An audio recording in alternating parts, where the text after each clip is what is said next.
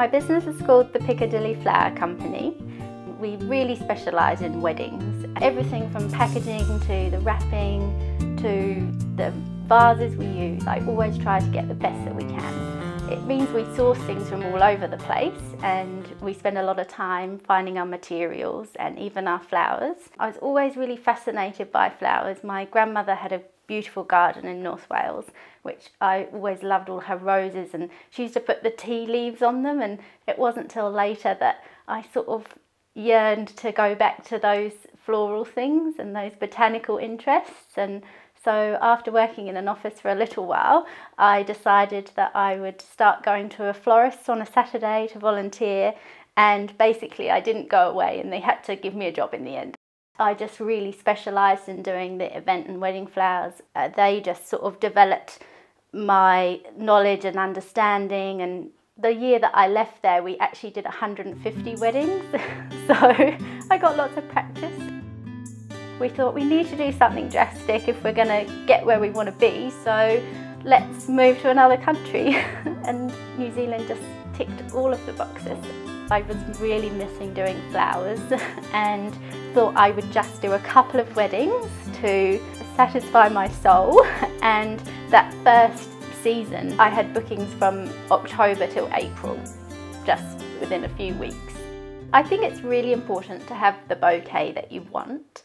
It pulls everything together. It's all your colours, it's the style of your wedding, it's all sort of caught up in your bouquet, and it's really your most important accessory. It's going to be in lots of photographs and you're going to look at it forevermore, so you know, don't compromise.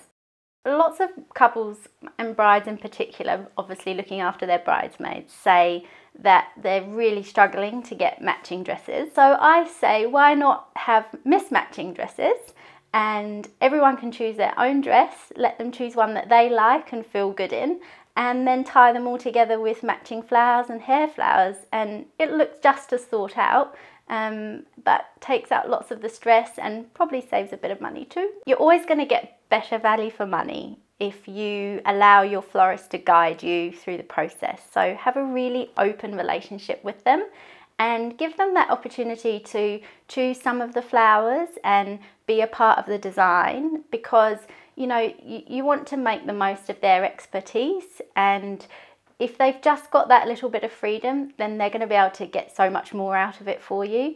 Lots of couples have ideal wish lists for the reception, lots of ideas, lots of things they want to include, but you know, people shouldn't forget about the ceremony. It's what the day is actually about.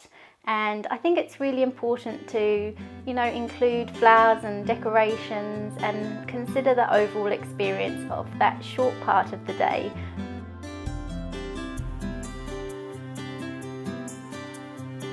Hiring nice chairs is worth 10 times what you pay for them.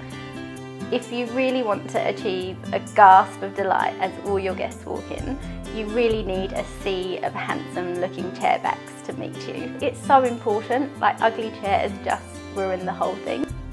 When you're planning your flowers, you can definitely use some of the bigger summer blooms because you're going to get much better value for money. If you think about the size of a hydrangea compared to the size of a rose, it's going to fill a whole lot more space. So that's buying less stems of flowers. So hydrangeas are great summer flowers for weddings. In the last few years, with this sort of resurgence of romantic wedding flowers, we've seen some amazing old English roses coming through. In New Zealand, they have 3 varieties now, which is really special because they've only just had them in the last couple of years. They're just so pretty and they're ruffly and gorgeous, and they cost 3 times as much as a standard rose, but worth every penny. Be wary of any quotes that are much lower than any other quote you've had. You're probably not getting the same thing.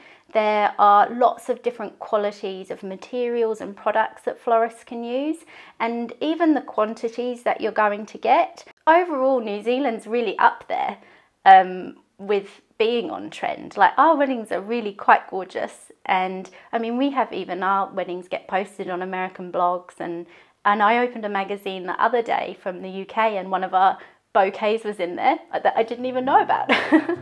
So, you know, New Zealand does really well. I think we are creative and artistic here.